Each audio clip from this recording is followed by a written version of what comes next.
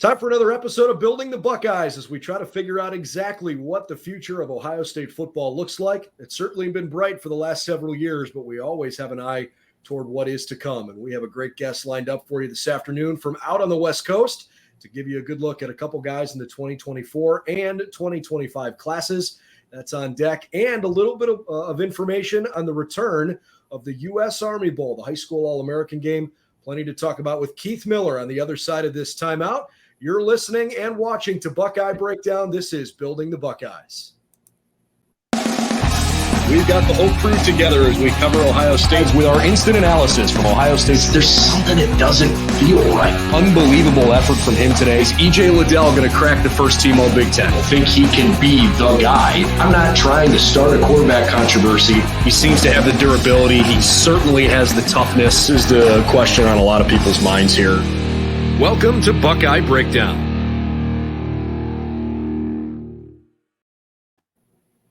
Well, hi, everybody, and welcome back to Buckeye Breakdown as we get an opportunity each week to kind of look at what's going on the recruiting trail for Ohio State football. And we are really happy to bring on Keith Miller, who joins us this week from Southern California.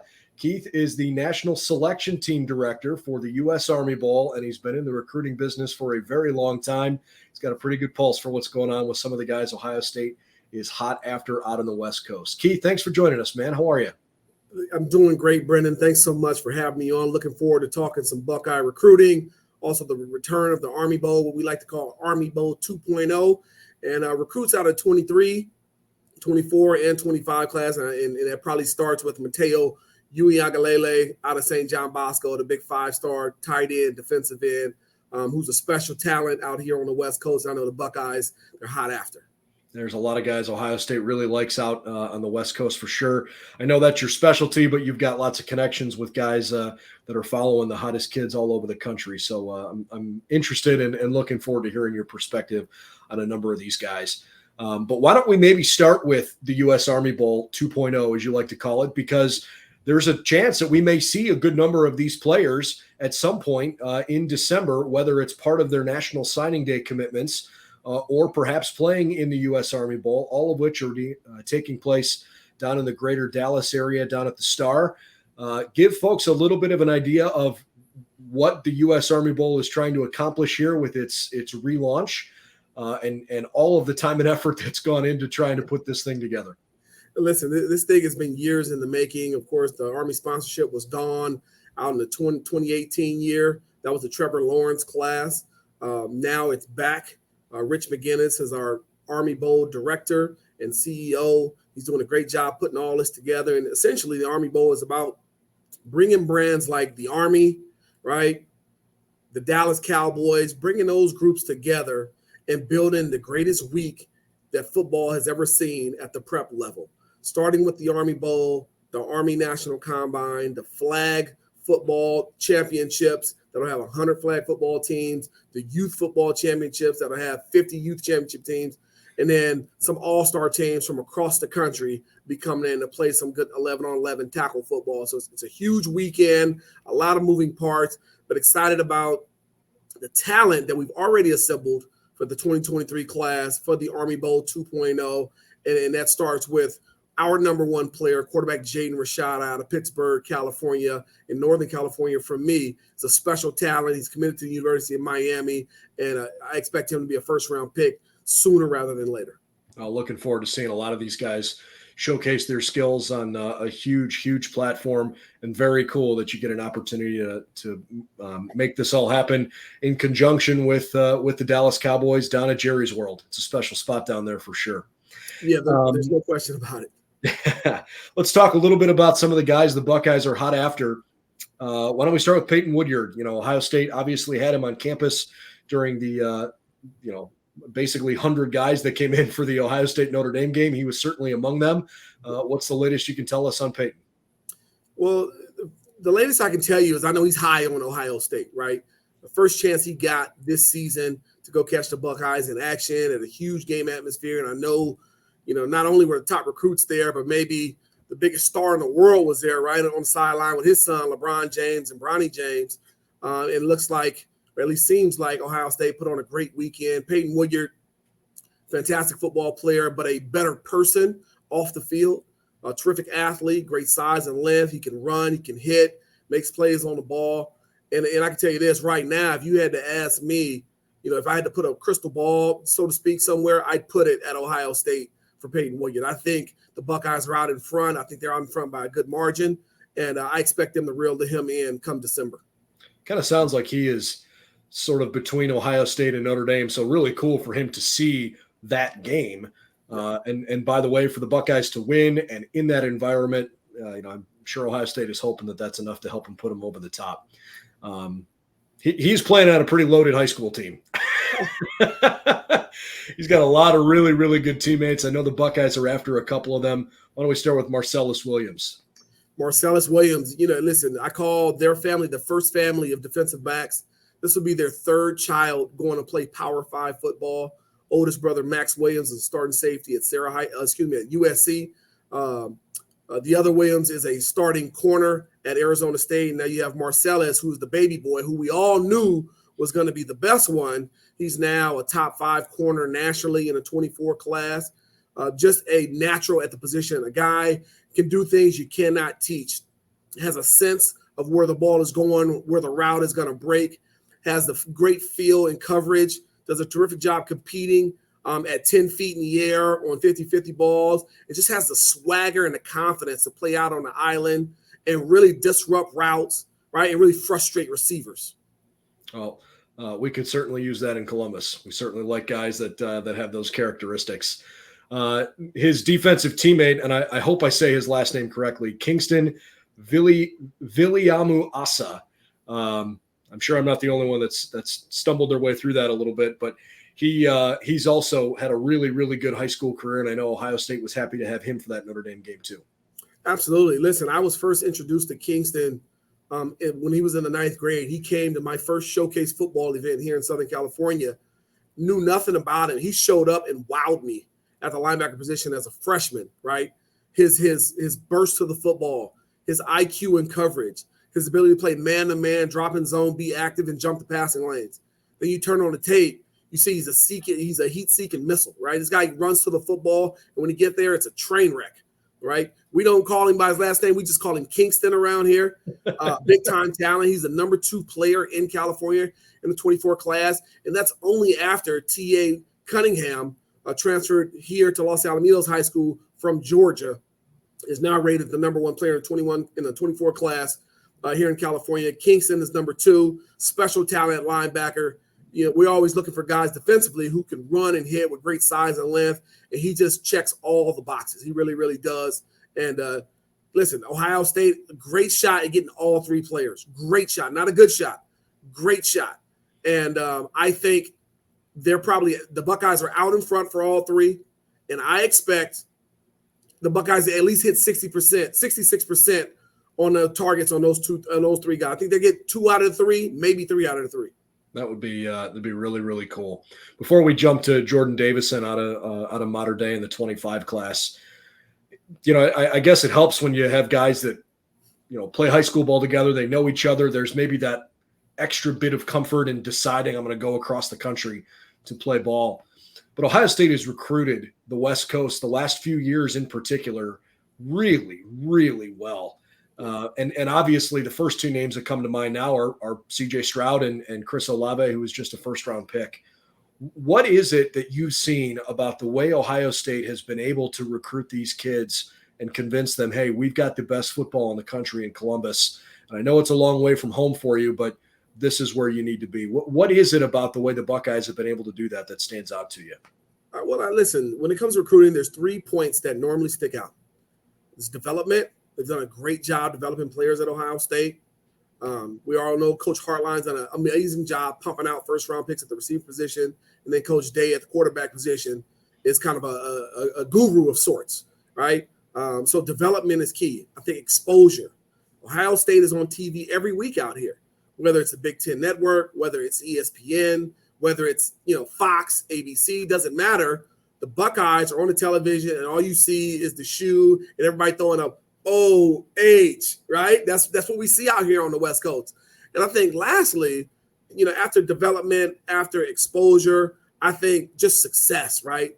how much success have the Buckeyes had over the last 5 to 10 years? It rivals pretty much anybody outside of Alabama, right? And I think, those two programs are pretty close in terms of winning percentage and sort. So I think those factors, along with just the visibility and the national brand that Ohio State is, really attractive to anyone. Forget California, right?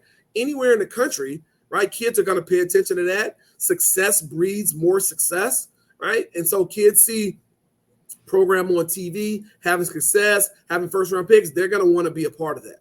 It's very, very, very simple. It's like that in high school football out here. You look at St. John Bosco, where Marcellus and Kingston and Payton all go to school. They've been successful now for a decade, and kids continuously go to that program. They keep pumping out Power 5 players, and it's very hard to slow that group down, and that's just is what it is. So Ohio State, speaking the same language, doing a great job, fantastic coaching, fantastic development, terrific product on the field, and great visibility for players.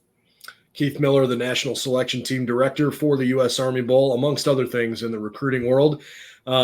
Let's jump to Jordon Davison for a moment. Yeah, he got an offer from Ohio State in the springtime out of the 2025 class for Mater Dei. Tell us a little bit about Davison. Wow. Davison is a unique football player. And if you ask me, I would compare him a little bit to LaDainian Tomlinson. He's got that type of ability and talent. Now, I'm not saying he's LaDainian Tomlinson. I'm saying he has that type of skill set. His ability to break tackles, make people miss, to outrun people at the edge, to catch the ball out the backfield, whether it's short, intermediate, or deep. The leadership qualities, special talent. He's a guy that I've known since he was in 8th grade, played for the top 8th grade program out here, ended up at Mater Dei, right, behind Relique Brown last year, who's now at USC. Now he's the top dog as a sophomore in the 25 class here in California, probably on the West Coast. 6 feet, 200 pounds, runs like a Mack truck, has the speed of a jet on the outside. He's just really put together really well to be a big-time player at the Power 5 level and one day on Sunday. I'm sure the Buckeyes would love to see a kid of that caliber in Columbus. And by the way, I think it's worth noting, at least, as you go through the process, I'm pretty sure he's got the Ohio State offer pinned to the top of his Twitter profile. So it obviously was notable enough for him to keep it up there, and hopefully that bodes well for the Buckeyes. Sure. Keith, how do you balance trying to maintain relationships with a lot of these kids? You see what you see on film, right? I mean, at the end of the day, your resume is whatever somebody sees when they turn on the tape, right? Yep. But it's got to be really challenging to handle all of the other stuff that goes into evaluating a kid. How do you keep it all straight? For myself, I can only speak for me. I just try to be myself, right? I just try to be me. I can't be anybody else. I'm not here trying to please everybody. I'm a straight shooter. If a kid, is not sufficient in an area, I'll let him know. Listen, none of these guys are ready-made kids, right? They're not ready-made dudes. They're not Sunday guys right now. Everybody needs to continue to develop and improve and grow. And so I just try to remain myself. I try to be very upfront, very honest, very thorough, and also just very hard, right? I'm a hard evaluator, right? I think it's what makes me the top evaluator in the country, right? At the end of the day, I always ask myself whether I'm evaluating an elite prospect or I'm evaluating some 2-star kid here locally. At the end of the day, I always ask myself, when I turn that tape off, is he a dog? Is he a dog? Is he a guy that I'm going to take with me when I'm in the hood in a back alley because we don't know what's back there? We might have to throw down. If he's that type of guy, I'm going to vouch for him. If he's not that type of guy, I've got question marks. And that thought process that I go through at the end of watching tape has served me amazingly well as an evaluator for the last 10 years. And I would put my resume up against anyone, whether it be prep, college, professionally, when it comes to evaluating and scouting players. Well, you certainly have done a great job, and that's why we're so excited to have you on board here for a few minutes. Final question, just to kind of go back to the Army Bowl part of this. obviously we're talking about guys that are worthy candidates for playing in a game like that when it's their turn. What is the selection process like? How do you identify talent and for guys that are maybe trying to put themselves in position to be considered, what can they do to help themselves? Listen, Brendan, that's a great question, first of all. And I get that question often.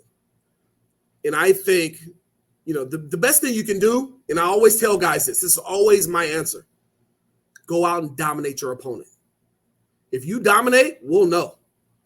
And if we know, you got a shot. And if you got a shot, you may get selected. So go out and be dominant. But in terms of the process, we have scouts with their boots on the ground across the country, about 20 of them.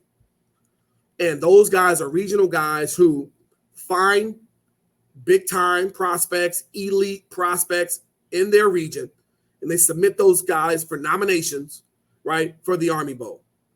Those nominations come directly to me. I say, okay, who do you love? Who do you like? Who are you just on? And as they put that list together, I start breaking those players down. Normally, it's going to take me 15 to 45 seconds to make a decision on a kid because I know when I know.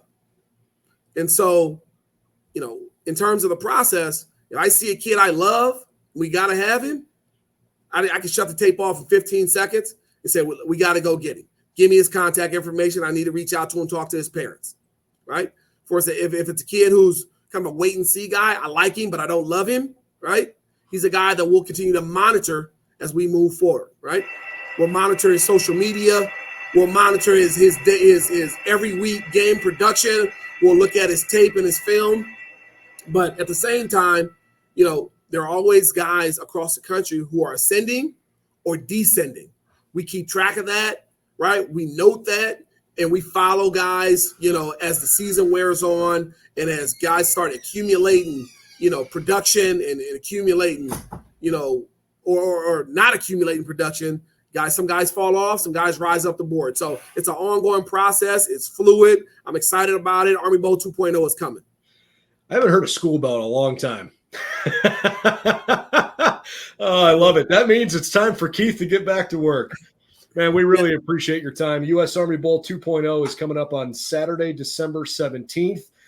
There will be some National Signing Day coverage coming also from the Star on Tuesday, December 20th, with lots of other things planned throughout the week leading up to the bowl game and in the couple days ahead of signing day. We cannot wait to follow your coverage, and hopefully we have a really, really good class of guys that are going to be represented down in Greater Dallas this year. Hey, great. Hey, listen, thanks so much, Brendan, for having me. Anytime you want me on, you just hit me up and let me know. Army Bowl 2.0 is going to be great. Showcase football coming to, the Pacific Northwest, to the Northeast, to the Southwest, to the Southeast, all across the country this offseason. So I'm looking forward to it. It's going to be exciting. But, hey, at the end of the day, go Bucks. That's right. Amen to that. Keith Miller, the great Director of National Scouting Team Selections for the U.S. Army Bowl, is our guest here today. And hope you've enjoyed this latest episode of Building the Buckeyes on the Buckeye Breakdown Podcast. You can find all of our work as he throws up the OH. You can find all of our work available, BuckeyesNow.com. Certainly would appreciate it if you'd subscribe to our YouTube channel and let us know what you think of the show. And also you can find this wherever you like your favorite podcasts. So for Keith Miller, I'm Brendan Gulick. We'll see you again real soon as the Buckeyes continue to try to build toward winning national championships.